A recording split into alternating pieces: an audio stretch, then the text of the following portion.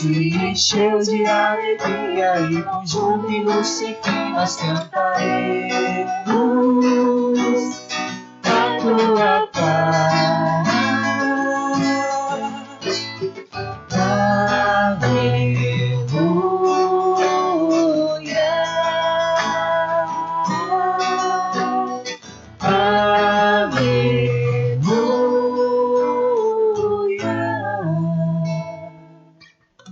O Senhor esteja convosco. Ele está no meio de nós. Proclamação do Evangelho de Jesus Cristo segundo Lucas. Glória a vós, Senhor.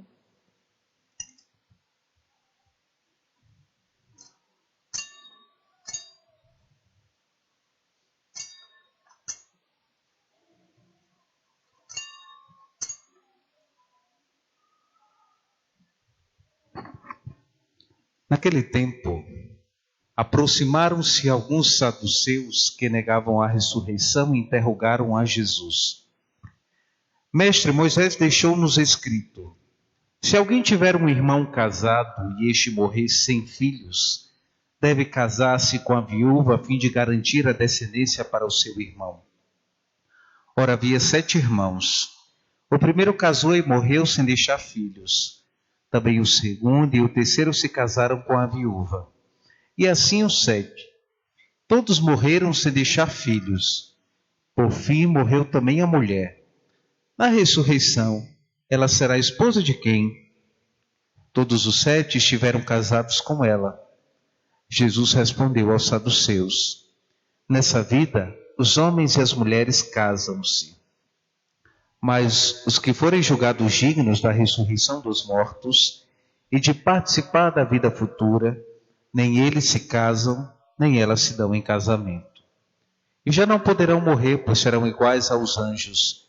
Serão filhos de Deus, porque ressuscitaram. Que os mortos ressuscitam, Moisés também o indicou na passagem da sarça, quando chama o Senhor de o Deus de Abraão, o Deus de Isaque e o Deus de Jacó. Deus não é Deus dos mortos, mas dos vivos, pois todos vivem para Ele.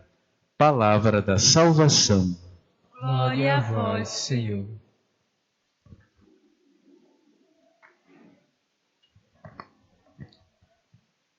No Evangelho de hoje, nós encontramos uma discussão que a gente tem até hoje, né? Porque a gente sabe que a gente vive em um mundo onde existem várias religiões e vários pensamentos. Na época de Jesus também existia um grupo chamado de saduceus. Que os saduceus acreditavam diferentemente dos judeus. Nós somos descendentes da tradição judaica. E Jesus veio reafirmar sobre a ressurreição dos mortos, ou seja, o que é a ressurreição, Padre? Quando nós morrermos, nós acreditamos em uma vida eterna, ou seja, a vida que é passageira, e nós aqueles que forem dignos, como disse o Senhor, viverão eternamente como os anjos, e a vida eterna consiste em viver com Deus. Diferentemente dos saduceus, que acreditavam na reencarnação e não na ressurreição, é por isso que não dá para a gente acreditar na encarnação ou na ressurreição. A gente precisa acreditar em alguma coisa. E nós católicos acreditamos na ressurreição. Existem outras religiões que acreditam. O que está muito próximo de nós é o Espiritismo. O Espiritismo tem as suas crenças e eles acreditam em reencarnação. O que seria a reencarnação, Padre? Significa dizer que nós vivemos, eu, você aqui, e que a gente já viveu em outra vida, em outra situação. A gente pode ter sido outra coisa, a não ser homem e mulher.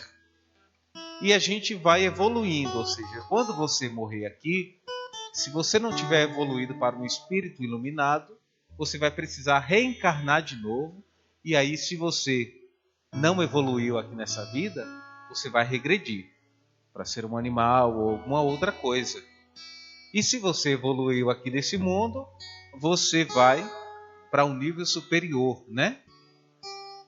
Nós não acreditamos na reencarnação, como os espíritas, como na época de Jesus, os saduceus.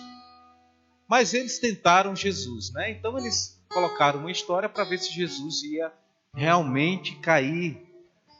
Então ele perguntou, por que na lei do povo de Israel, e quando a gente fala de lei para o povo judeu, é algo sagrado, coisa que é diferente para nós católicos. Quanto mais pudermos burlar a lei, mais a gente faz, não é assim? O brasileiro é assim. A gente só quer um pezinho para a gente poder burlar a lei. O brasileiro tem no sangue isso. É por isso que a gente vive aí uma grande corrupção, ladrões. A gente vive toda essa era porque é nosso, é do nosso povo, né? A gente quer passar a fila, né? Se a gente conseguir passar a fila e adiantar, ou passar no sinal vermelho, ou adiantar o outro no trânsito, e aí vai. É nosso. Mas para o povo de Israel, a lei é algo sagrado. Significa dizer, quebrar a lei significa pecar. Está em pecado. Então eles, para fugir do pecado, eles buscam viver a lei. Então, eles tentaram, né, pegar Jesus para ver o que é que ia rolar. Então, na lei de Israel, um homem que casasse com a mulher e não desse descendência e morresse antes disso, a mulher precisaria ser assumida pelo irmão, se tem um irmão da família, para dar descendência àquela mulher. Porque hoje as mulheres trabalham, mas naquela época as mulheres não trabalhavam, as mulheres serviam lá. Então precisava de um auxílio. Por isso que a gente vê muito nas Sagradas Escrituras os órfãos e as viúvas, a assistência que os diáconos davam, né? Porque eram aqueles que estavam abandonados, à mercê da sociedade. Então, para que aquelas mulheres não fossem abandonadas, na lei de Israel, o irmão precisava assumir aquela mulher e casar com ela. Só que na história que os saduceus colocaram para Jesus, uma família tinha 7 filhos, a mulher casou com o primeiro que morreu e casou com os 7 e os 7 morreram. E aí, se na ressurreição, como é isso? Então perguntaram para Jesus, como é que vai acontecer isso? Isso era lei, né? Então precisava casar todos, não deixou descendência, não deixou filhos. Como vai ser, então, já que você, Jesus, os saduceus perguntando, acredita na ressurreição, de quem vai ser essa mulher? Será que os irmãos vão trilhar uma luta lá no céu para ver se quem vai casar com ela? Porque os 7 são casados com ela legalmente pela lei de Israel. E aí Jesus nos revela algo muito interessante, meus irmãos. Que quem casou nessa vida, casou. Quem não casou não vai casar mais. Não ache que no céu vai ter o príncipe encantado que você não vai encontrar. Lá você não vai poder casar. E nem a mulher perfeita, né, que você vai querer. Quem tem vocação para casar, case logo.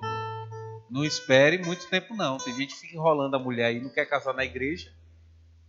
E eu digo logo, se você não quer casar com sua mulher, que sonha em casar, é porque você não pensa em viver com ela a vida toda. Então, larga esse homem. Procura outro que queira casar com você. Não é verdade, gente? Não quer assumir o compromisso. E às vezes a gente fica enrolando também com os namorados. Namora 5, 10 anos. Ah, padre, mas é porque eu não conheço ainda. Realmente, a gente não conhece todo mundo por completo, né?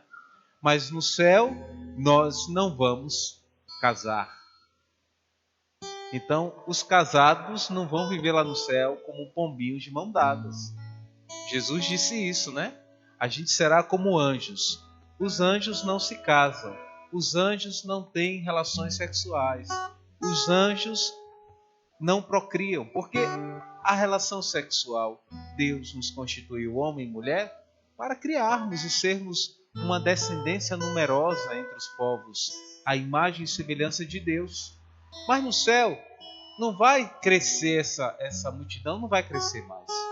No céu serão aqueles que forem dignos de entrar para o céu. Vai ser o número daqueles que foram eleitos. Então não vai ter uma criança que vai nascer no céu também. Não vai existir isso. Todos aqueles que Deus pensou e constituiu nasceram e irão nascer até a segunda vinda do Senhor. Depois irão para o céu aqueles que forem dignos para a vida eterna.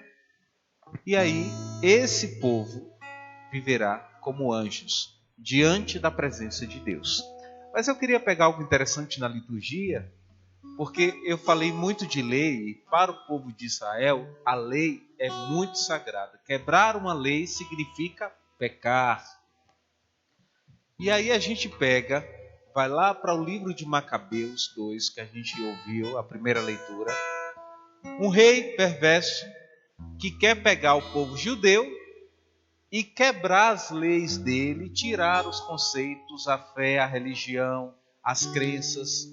E o povo de Israel tem a crença no único e verdadeiro Deus. Então, na lei de Israel, não se podia comer carne oferecida, de porco oferecida aos ídolos. É lei do povo de Israel, então eles não comem. E o rei perverso queria que eles comessem. Pegou uma mãe com 7 filhos. E se a gente for ler a história, porque a gente só vê um pedaço da história do livro, né? Vocês vão chorar, porque a primeira vez que eu li é muito forte. Um rei perverso que torturou os filhos, cada um, e deixou a mãe por último para que a mãe pudesse ver os seus filhos sendo torturados, para ver até onde eles aguentariam e não negariam a fé. E ele foi torturando um por um. Só que o mais bonito de tudo é que a mãe encorajava os filhos, e os filhos, crianças e adolescentes, tinham convicção daquilo que acreditavam. Diferente de nós, eu digo diferente de nós católicos, no modo plural, porque nós católicos temos dúvida da nossa fé, não temos convicção. Porque se a gente tivesse convicção da nossa fé, a gente iria até o extremo. Mas por qualquer coisa a gente já quer abandonar a fé.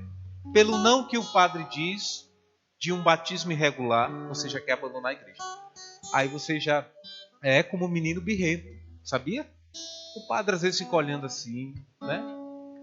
Ah, eu vou abandonar a igreja, porque essa igreja está querendo pensar demais, ou quer exigindo demais. Eu quero batizar o meu filho só porque a pessoa convive. Não é lei, gente, mas porque nós católicos queremos quebrar as leis. É prático nosso. Nós queremos quebrar as leis, e até mesmo as leis de Deus nós queremos rompê-la. Coisa que para os judeus me admira muito, porque eu acho muito bonito. Porque olhar para a história dessa família, dessa mãe, desses 7 filhos que foram torturados até a morte, eles não tinham medo.